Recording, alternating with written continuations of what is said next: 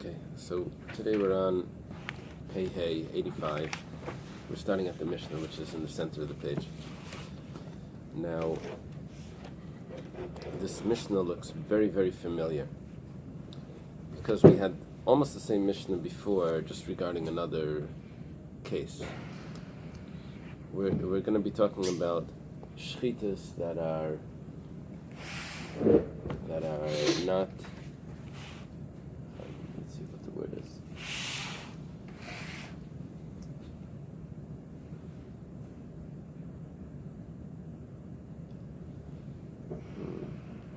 Ineffective.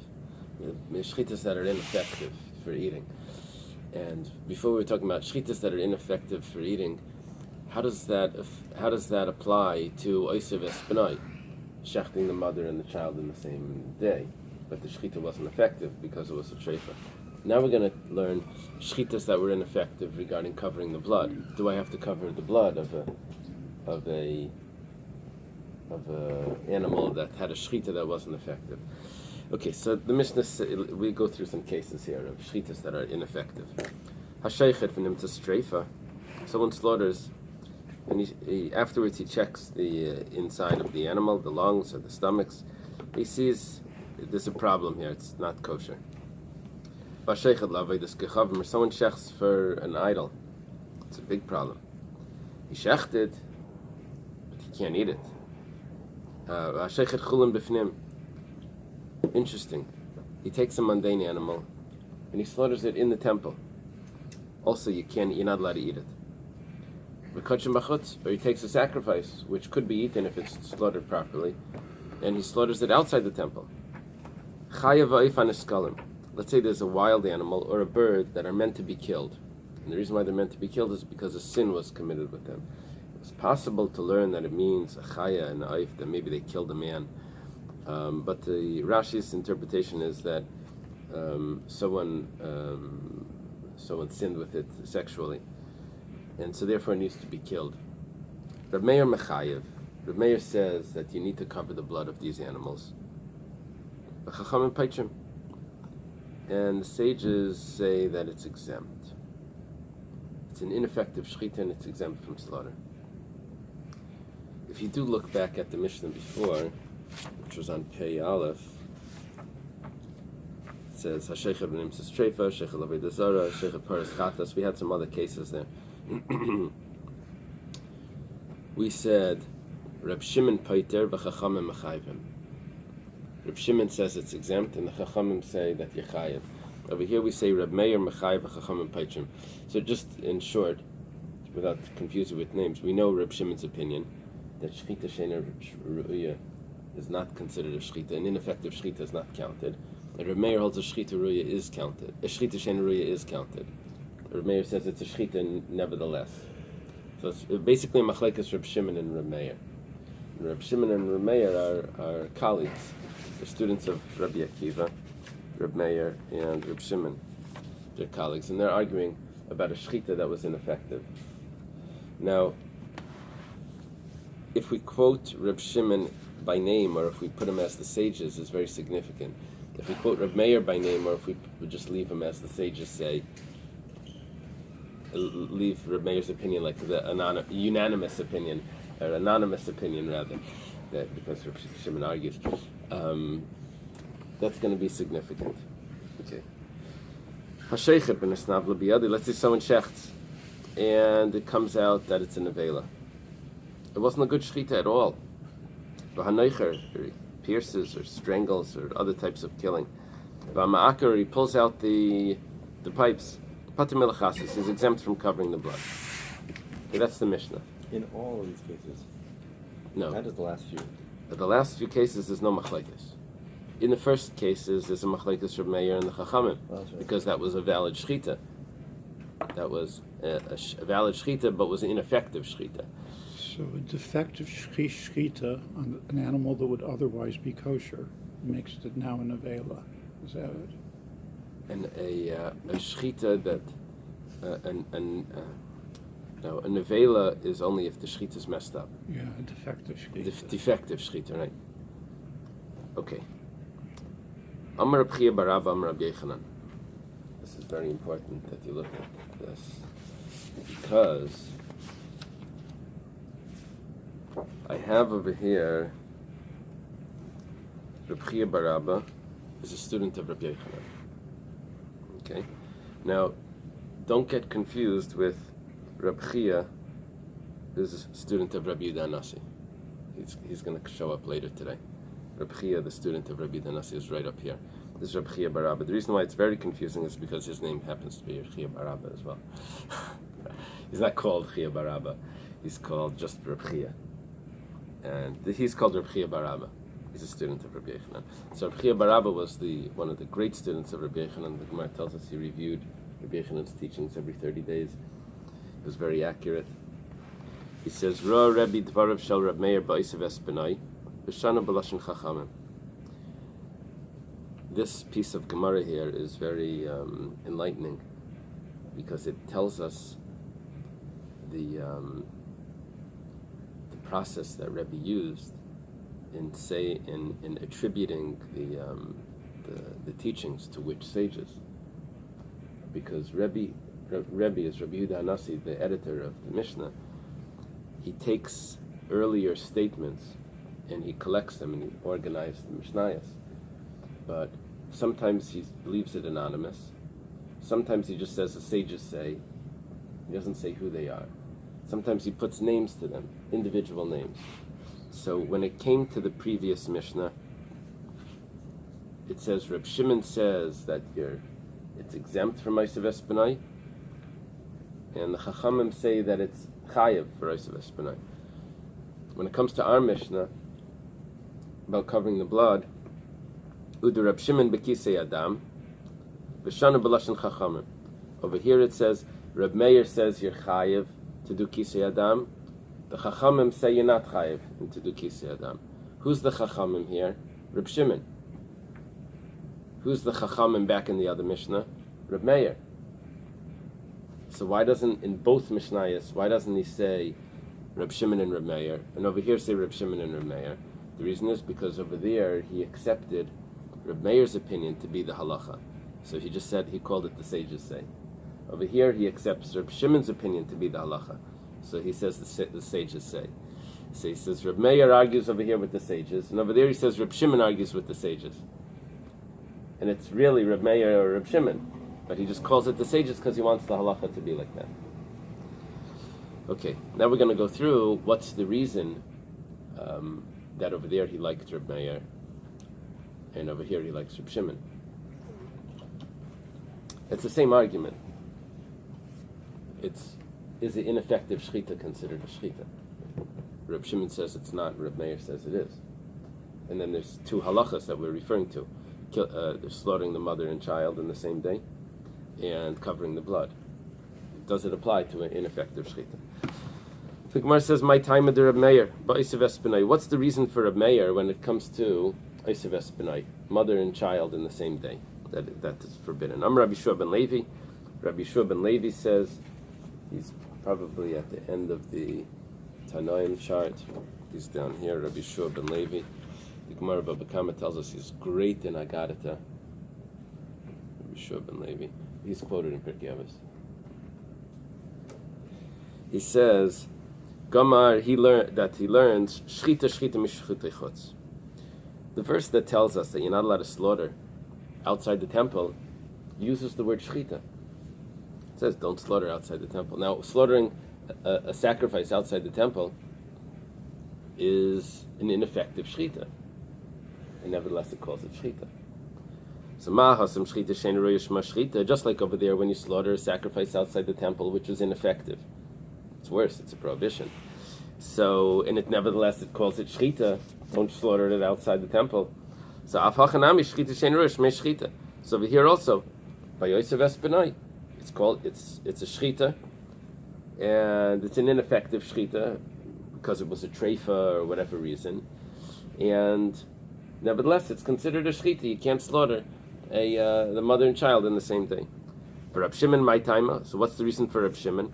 Amar Reb Mani bar Patish. Reb Mani bar Patish explains Gamar mitvayach tevach v'hachin. Very interesting. They quote a pasuk from Yosef Yosef says when Binyamin shows up after he sends them back and he holds Shimon hostage, the brothers come back with Binyamin. So he tells the people at the house. He says, "We're going to slaughter and we're going to eat. We're going to eat together this evening." So the word that he uses is tvayach tevach v'hachin. So make a slaughtering and prepare. So and over there it says that they had to slaughter for them because they would only eat what was slaughtered. Mala alan shchita ruya. Over there was a valid shchita. So afkan shchita ruya. Over here also needs to be a valid shchita. So that's Reb Shimon's opinion. For Reb Meir nami ligmar mitvayach. Why doesn't Reb Meir use that verse that says tavayach, which means to slaughter properly? He says done in shchita mishchita, mean done in shchita mitvicha. He says, well, I want to learn the word shchita from the other word shchita, which shchutei chutz, slaughtering outside the temple, which was an ineffective shchita. So over here, by Yosef Espanai, I'm going to learn shchita from shchita, not shchita from tvicha, because by Yosef it uses the word tvicha. The Gemara challenges this claim. It says, Manaf Kamina, why are you making such a big deal? Shchita, tvicha, what's the big deal? Iceberg Goldberg. Right. Hatana de Rabbi Yishmael. It was taught in the yeshiva of Rabbi Yishmael, V'shava kayin ava kayin, that the Gemara makes in the students of Rabbi Yishmael, they make a gzeir shava. It's called a verbal analogy, where they take one word and they compare it to this word in another place.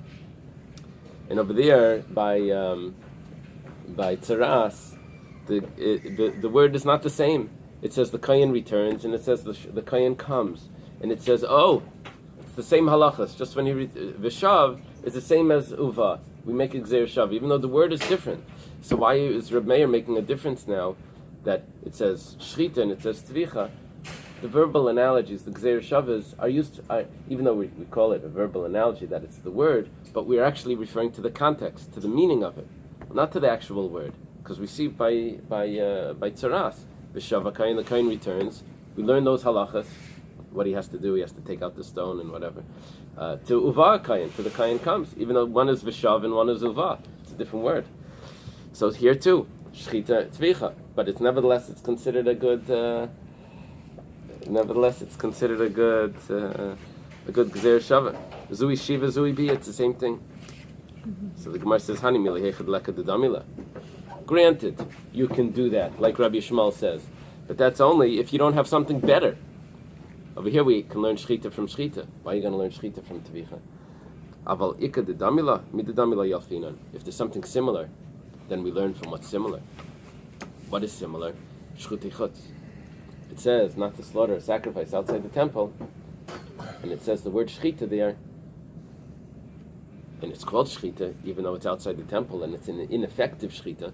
So too, shchita by Yosef Espanai, even if it's ineffective, but nevertheless you can't slaughter the mother and the child in the same day, even by an ineffective shchita. That's Reb Meir's opinion there, and that's why Rabbi liked it. Reb Shimon nami ligmar mishchutei chutz. Why doesn't Reb Shimon accept Reb Meir's theory, his opinion, that an ineffective shchita is considered a shchita? Just like we see by shchutei chutz, someone slaughters an animal outside the temple, it's an ineffective shchita, and the Torah talks about it as shchita. So it says done in Chullin, vein done in Chullin mikadshim. Shchutei chutz is a sacrifice outside the temple. Yosef Espanai has nothing to do with sacrificial things. It's Yosef Espanai. You can't slaughter a mother and a child. It's mundane animals. He says, I'm not going to learn the laws of mundane animals from sacrifices. For Reb Meir, what's Reb Meir's opinion? Reb Meir says, 1 second. The mother and child slaughtering on the same day doesn't apply to sacrifices. It applies to sacrifices as well. It's not restricted to mundane animals. It's a halacha that applies across the board. So therefore, I find by sacrifices outside the temple that an ineffective shchita is considered shchita. That applies to Yosef Espanai as well, which also applies to sacrifices. Hainu dekama Reb Chia. This is what Reb Chia says. Ro Rabbi dvarav shel.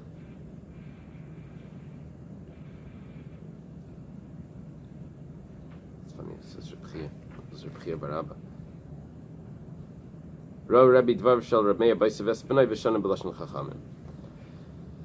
that Rabbi accepted the words of Reb Meir by Yosef Espinai, and he wrote it down or edited it to be the words as the words of the sages. He considers he edited the Mishnah that this opinion is put as the words of the sages, not just Reb Meir's opinion. You see, I guess the rule is important that whenever the Mishnah tells me that whenever there's a machlekes in the Mishnah, so sometimes I can tell by the name who the halacha is going to be. Reb Shimon, Reb Yehuda, the halacha is like Reb Yehuda. Reb Yehuda, Reb Meir, the halacha is like Reb Yehuda. I can tell by the names. Rabbi Kiva and Rabbi Shmuel, the halacha is like Rabbi Akiva. We know the rules of who wins in these. But then we have. I'm sorry. Is it fixed? Yeah, it's fixed, except for exceptions. There's, but then there's another way where it says Reb Meir argues with the sages or something, or Reb Shimon argues with the sages. Always the sages are going to win. It sounds like it's the majority, because it's put as the sages say. It's put like as if that's the majority opinion. So here we know who's arguing. We know Reb Meir and Reb Shimon are arguing, but the way Rebbe put it down is in one case he said Reb Meir argues with the sages. In another case he says Reb Shimon argues with the sages. So we know the halacha, who Rebbe wants the halacha to be like, the sages in both of those cases, which happens to be opposite in those cases.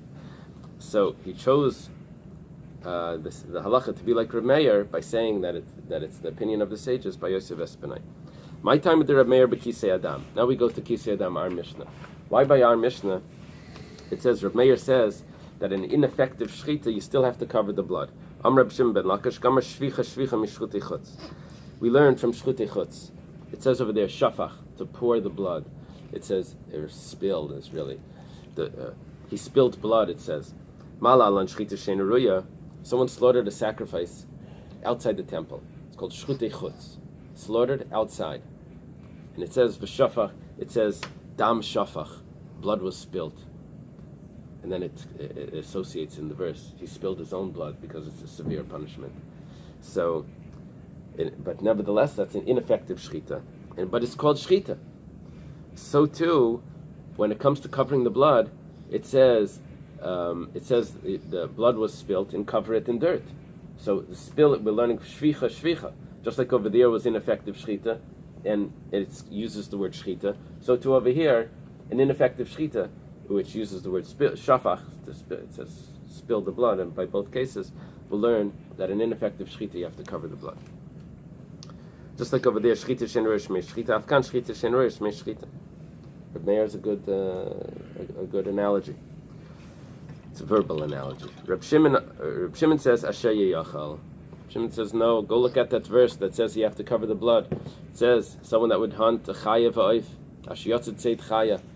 Asher yeyachal, that can be eaten, that he will eat. It's only if it's edible, if it's eligible to be eaten, not an ineffective shchita. Asher yeyachal ksiv. Reb Meir, what does Reb Meir do with asher yeyachal? Reb Meir says, nevertheless, you have to cover the blood. Why? You can't eat it. He says, ahula mutayef, tell me. That's coming to exclude a non-kosher bird. You don't have to cover the blood of a non-kosher bird. Oif tami hudas. That's what it's coming to tell me. Reb Shimon, Oif tami, my time. Reb Shimon says that a non-kosher bird. What's the reason why I don't have to cover the blood? Lav barachilahu, because I can't eat it. Treifa nami lav barachilahu. A treifa is also not edible. So Reb Shimon says both of them have the same source. If you can't eat it, whether it's a non-kosher bird or whether it's a treifa bird, treifa means that there's something wrong in the inside or on the outside. But I can't. It's not edible, so therefore I don't have to cover the blood. That's what Reb Chia says, that Rebbe saw the words of the sages, the words of Reb Shimon by Kisei Adam, and he taught it as the words of the sages because he liked that opinion, and he accepted that as the halacha. There's a little bit of an inconsistency here because the Gemara started off with Reb Chia bar Rabbi saying in the name of Rabbi Yochanan, and then it says, this is what Reb Chia says. That's the wrong name. It's not Reb Chia. It's Reb Chia bar Rabbi in the name of Rabbi Yochanan. Let's see a little further. Amar Rabba. Rabbi says, Leila kol amar Rameir shchita she'ein roish shchita. Granted, Rabbi Meir says that an ineffective shchita is shchita. But he doesn't mean it that it applies in all cases. Maybe Rabbi Meir would agree she'ein matirasa ba'achila, that just because an ineffective shchita is considered shchita, it doesn't mean that you can eat it. I was going to ask later that that's like incredibly obvious. So we called it an ineffective shchita.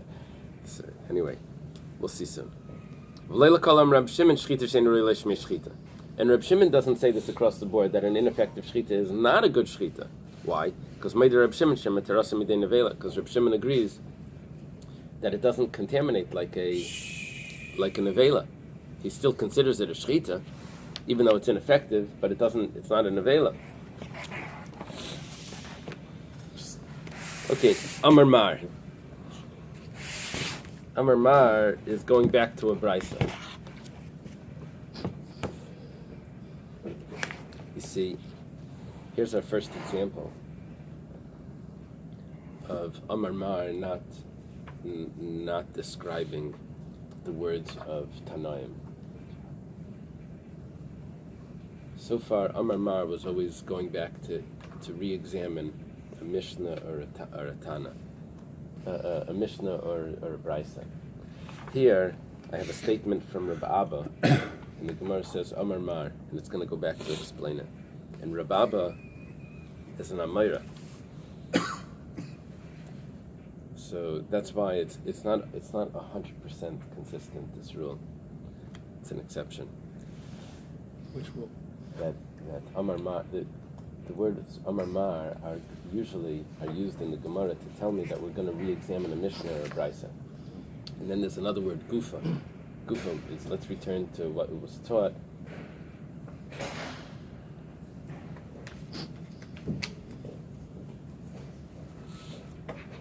And that word Gufa was to examine the words of Amirayim. But here it's using Amar Mar and it's examining the words of Amirayim.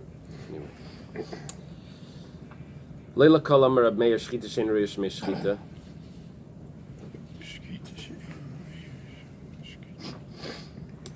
We said that Rab Meir doesn't say this across the board, that an ineffective shchita is yes considered a shchita. Why? Because Rab Meir she'ein matirasa ba'achila. Because Rab Meir agrees that it doesn't permit it to be eaten. The Gemara says pshita. That's very obvious that that you can't eat it because it's not a good shchita. Shreifa b'shchita mi mishtarya. What are you going to think? That a non-kosher, you check the lungs, and just because you shechted it, the lungs were invalid, and because you shechted it, you're going to be allowed to eat it. Is this mix of kisei adam just a chayk? Yeah. So it's not like out of covenant mace or something like that. I don't know. There may be other. There may be reasons that we can attribute to it, but I don't know if it's really like that. The Medrash says something interesting. With Rivka. Yeah, Rivka. You heard about the Dam Basilim? Yeah. Tell me again. Rivka came and. Rivka came with Eliezer, Uh-huh. and on the camel, and when she saw Yitzchak, she fell off the Right. well. She descended from the camel. Right. And at that time, she lost her basulim. Because I guess it was so sudden, and she lost her basulim. Uh-huh. So when Yitzchak married her, and then afterwards he saw that she wasn't a basula, so he suspected Eliezer to be boiled on the derech. Uh-huh. So he told Eliezer, "What did you do? You took my wife, and you took her and you were mazana with her." Uh-huh. So he says, "No, when she fell off the camel, she lost the basula." Uh-huh. So he said, "Let me take you there, and I'll show you." They took her to the spot, and they saw all the animals, the lions and all that, surrounding the Dam Basulim, that they were watching it, that no dog should lick the blood. Uh-huh. So because of that, we covered their blood. they cover their blood. Uh-huh. Oh, yeah. There's a kobo. Oh, really? This is a kobo? Kobo. It's a what? Kobo, one of the Rishonim. Maisa. Uh-huh. And then they say, why the birds? Because the birds, the Cain killed Hevel, so he didn't know what to do with Hevel. He saw one bird bury another bird, so he says, oh, so you have to bury the dead. Uh-huh. That's what the couple is. Uh-huh. Very interesting. Very nice. Shikayach. That adds a lot of meaning to what we're learning. Yeah. Shikayach. So the Gemara answers, why does Rabbi have to say that Reb Meir would agree that you can't eat it? It says leitricha. It's necessary. No, we need a complicated case here to make it necessary to tell me that Reb Meir holds that you can't eat an animal that's treifa. Why would he need to say that? So he said, well, actually what happened was we shechted an animal. And yes, it was a treifa. But inside the animal was a ben pekua, was the fetus that was inside. That was inside. I know it happens to be it's 9 months old. It's full term. If you remember, Reb Meir held that a full term anyways needs to be shechted. But let's see. It could have entered your mind to say that because an invalid shchita is considered a shchita, and here the mother was a treifa, so tahani le shchita simai. So the shchita, the mother should help. And you shouldn't need a shchita on the child. Kamash malan, that you need shchita on the child. The Gemara says, "V'tizvara." Do you really think that this is what's going on? You anyways need shchita on the child because it was full term. You want to tell me Reb Meir's opinion? I remember Reb Meir's opinion. He held that a full term fetus inside, even if you shech the mother, you have to shech the child anyway. Only if it's either dead or in the 8th month, but not in the 9th month. Gemara says leitzricha. No, it is necessary in a slightly different case, or in a slightly different way. Why? The Rebbe savala k'Reb Meir v'savala k'Rabbanan, because Rebbe, we're getting into Rebbe picking and choosing. Rebbe holds like Reb Meir, but he also holds like the rabbis, and in different cases. Savala k'Reb Meir, he holds like Reb Meir, damar shchita she'ein ruya shma shchita. An ineffective shchita is considered a shchita. So we shechted the mother. I could have thought that the child doesn't need shchita, even though the mother's a treifa. It's an ineffective shchita on the mother, but it's effective on the child. V'savala k'Rabbanan, but he also holds like the Rabbanan, damar shchita simim mitarasei, who holds that a full-term fetus, a full-term ben pekua, is considered a ben pekua, and it doesn't require shchita. So kivan damar Rabbanan shchita simim mitarasei, since the Rabbanan say that the slaughtering of the mother is good enough for the child, so tana le shchita simim v'leila by shchita, the shchita of the mother should be effective, even though it's a treifa. But it should be effective for the child. Kamash malan, that I have to shech the child. And like we said, in the name of Rava before, that there's 4 simanim on the animal that could be shechted. The 2 of the mother and 2 of the child. And this is the case where we'll use the child simanim to make it kosher.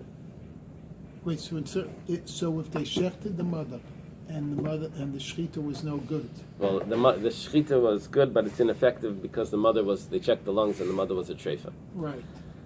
So now there's a machlekes.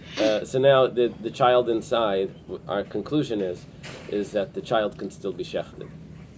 But not everyone holds that you need shechita. No, or everyone holds that you need shechita. The only thing is that Reb Meir holds that you always need shechita on the child, because even if it's full term, you always need shechita, even if the mother's shechita was good. The Rabbanan say that really you shouldn't need shechita, but in this case you do because the mother's shechita was a treifa. So what we're saying is, really, not that Reb Meir doesn't say this fully, but Rebbe that accepts the opinion of Reb Meir that shechita she'ein ruya is shmei shechita, an ineffective shechita is considered a shechita. Rebbe doesn't say this across the board. Rebbe says that there's one case where you still need to shech the child. You can't eat the child just with the mother, just with the shechita she'ein ruya. And it's a chiddush, because I could have thought that the mother's shechita should be effective, even though it's a shechita she'ein ruya, even though it's an ineffective shechita, it should be effective on the child. Kamash malan, that it's not. It's a chiddush of Rabba that this applies. Follow? Yeah. Okay. Now we go to the second case. And Reb Shimon doesn't say this across the board, that a shechita she'ein ruya is not a shechita. Reb Shimon holds an ineffective shechita. is not considered a shechita at all. You don't have to cover the blood. You can shech the child or the mother. It's not a shechita. But nevertheless, Meider Reb Shimon Shemetarasa Midei Nevela. Reb Shimon still says that it's not considered a nevela. It doesn't contaminate, even though it's not an effective shechita, and we don't consider it a shechita for several halachas. But it still doesn't contaminate. It doesn't give off an impurity. It's considered like it was slaughtered. Gemara says pshita. That's obvious. Child or the mother or both? Here we're just talking about even without the mother and child, or the child inside. Here we're just talking about any shechita that's done, that there's something wrong with it. We find it's a treifa. It was slaughtered out of the temple. It was all the different issues that we had before with ineffective shechitas. It's still not a nevela. Gemara says that's obvious. Still not a treifa. Still doesn't give off tumah. Doesn't give off tumah as a nevela. Dam Rav Yehuda Rav. Rav Yehuda says in the name of Rav. This is Rav Yehuda in the name of Rav. Rav is first generation Amira, and Rav Yehuda his student. That's a very common pair. And some say that it was actually taught in a brisa.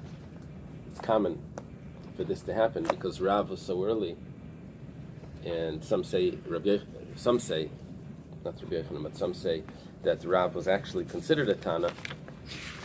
So some say that this statement was actually taught in a brisa. It says v'chiyamas mina behema.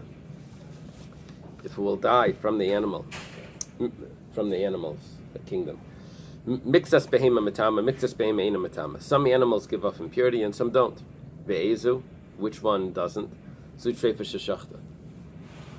This is a treifa that was shechted. So I have a brisa that says a treifa that shechted doesn't give off impurity. Why do I need Rabbi to tell me that Reb Shimon holds of this? Gemara says leitzricha. No, it's necessary for Rabbi to say this. L'sheicher es a treifa. Someone who slaughters a treifa, b'hichulin ba'azara, and it was a mundane animal that was slaughtered in the temple. The Tanya was taught in a brisa. Hasheicher es a treifa. Someone that slaughters any animal that's treifa, v'chein hasheicher v'nimtzas treifa, or someone that slaughters an animal and we discover that it's a treifa. The difference is either it was visible from the outside that it's treifa, or after you slaughter it, you open it up and you discover that inside there was really a treifa. Two possibilities of a treifa. So zevazeh chulin ba'azara. If this was done in the azara, and it was a mundane animal, it wasn't supposed to be in the courtyard of the temple.